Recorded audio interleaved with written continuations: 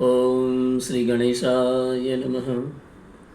करारविन्दे न पदारविन्दं मुखारविन्दे विनवेशयन्तं वटस्य पत्रस्य पुटे शयानं बालं मुकुन्दं मनसा स्मरामि। ॐ नमो भगवते महारुद्राय नमः। गुरुर्ब्रह्मा गुरुर्विष्णु गुरुर्देवो महेश्वर गुरुर्साक्षात् परब्रह्म तस्मै श्रीगुरुवे नमः। नमस्ते शारदे देवी सरस्वती मते प्रदे वसतवं मम जीवाग्रे हरिहरनाम प्रदाभवे। પ્રિય દર્શક મિત્રો, આપણે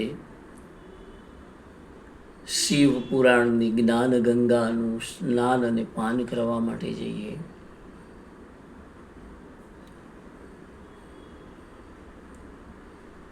આ બાજુ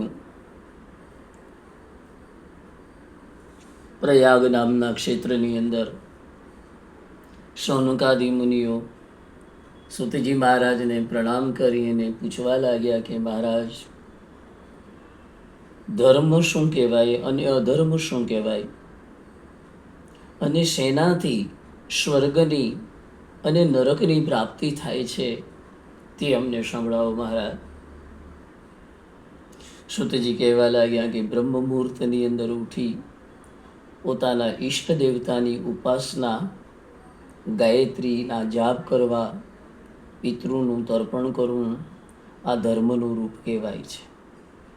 ધર્મના બે પ્રકાર છે.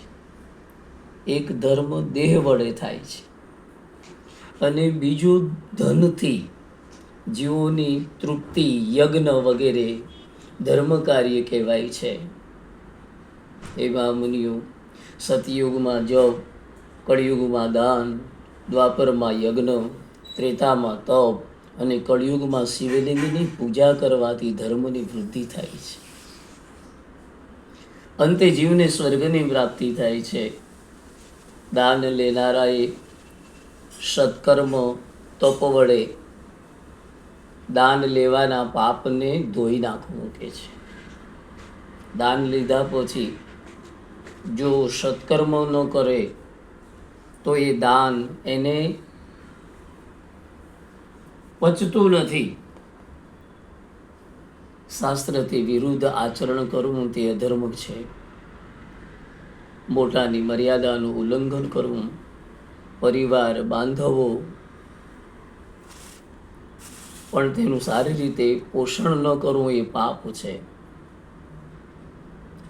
માણસના માથાના વાળ ગણી શકાય પણ પાપની ગણતરી થઈ શકે એમ નથી.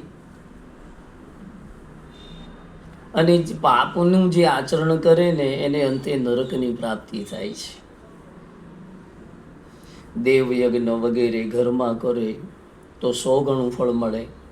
ગૌશાળામાં જો યજ્ઞ કરવામાં આવે તો 1000 ગણું ફળ મળે. અને બિલીના વૃક્ષને નીચે જો યજ્ઞ કરવામાં આવે તો એને 10,000 ગણું ફળ પ્રાપ્ત થાય છે. દાનથી માન વધે છે. પરિવાર પોષણ કરતાં વધે તો કુટુંબનું, અને કુટુંબનું પોષણ કરતાં વધે ધન તો સમાજના કલ્યાણની અંદર વાપરવું. તેમ છતાં જો વધે તો દેશની સેવામાં વાપરવું તે ધર્મનું આચરણ કહેવાય છે. એ મહામુનિઓ તેના થકી કૈલાસ ધામની જીવને પ્રાપ્તિ થાય છે. સંપૂર્ણ જગત બિંદુનાદાત્મક છે. તેમાં બિંદુ શૂન્ય છે. શક્તિનું સ્વરૂપ છે. મહાન છે. શિવ તત્વ ગણાય છે. પ્રણવ એ મોક્ષનો દાતા છે. તેના બે પ્રકાર છે. એક સૂક્ષ્મ પ્રણવ અને બીજો સ્થૂલ પ્રણવ. એકાંતમાં બેસી પ્રણવનું જાપ કરવો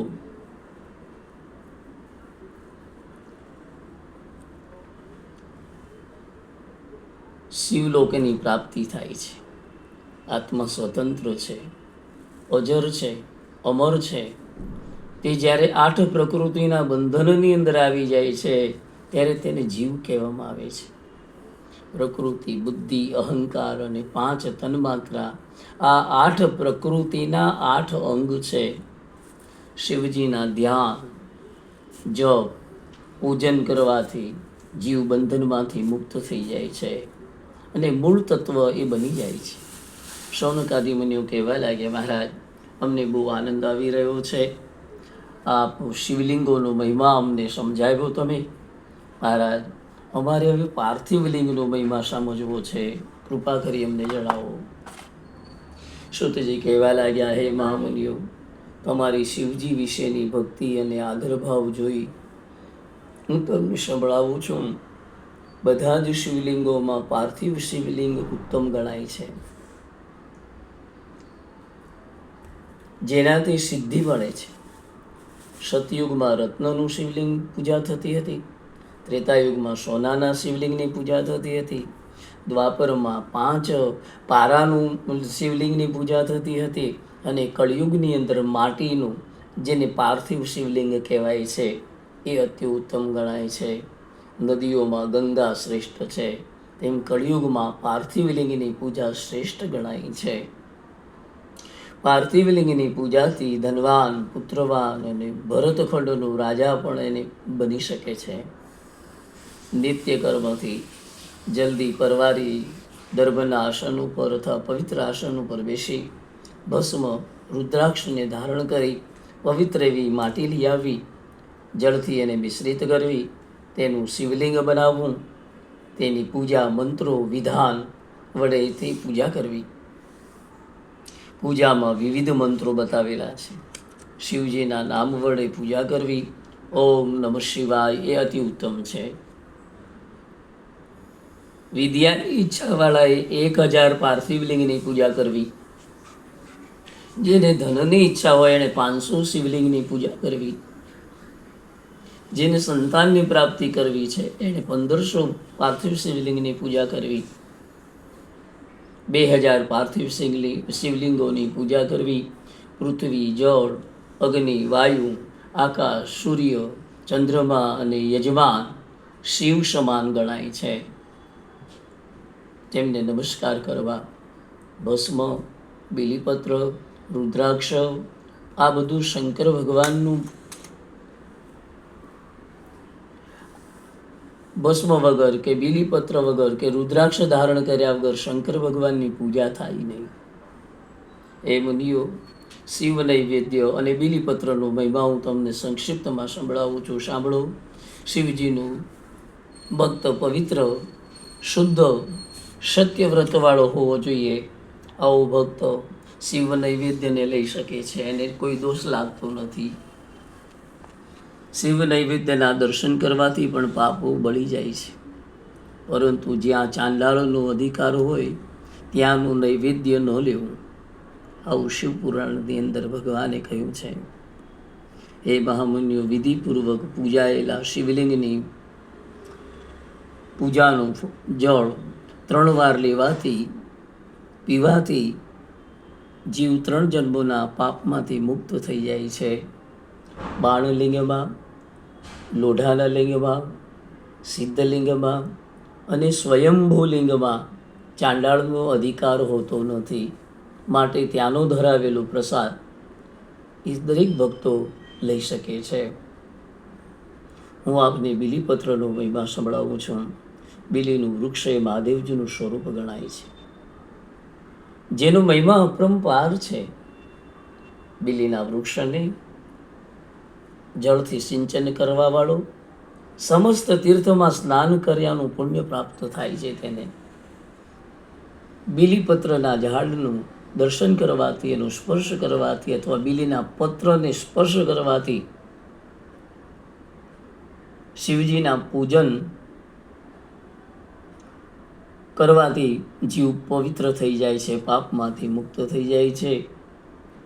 ભસ્મ શરીરે લગાવી, રુદ્રાક્ષને ધારણ કરેલા અને જેના મુખમાં શિવજીના નામ છે તેના દર્શન કરવાથી પાપી જીવો મુક્ત થઈ જાય છે. મંગલદાયક ભસ્મ બે પ્રકારની બતાવેલી છે. એક ભસ્મ અને બીજી ભસ્મ. સ્વલ્પ ભસ્મ, મહાભસ્મ 3 પ્રકારની. સ્ત્રોત સ્માર્ત, આ ભસ્મ બ્રાહ્મણો માટે છે.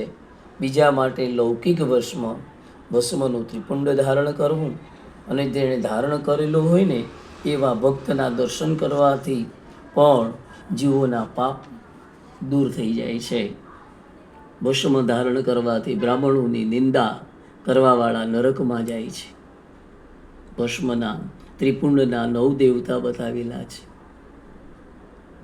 મસ્તક, લલાટ, કંઠ, 2 ખભા, 2 હાથ, કોણી, કાંડા, હૃદય, નાભી, પડખા, પીઠ, કુલ આવા 11 અંગોની અંદર ભસ્મ લગાવવી કે છે.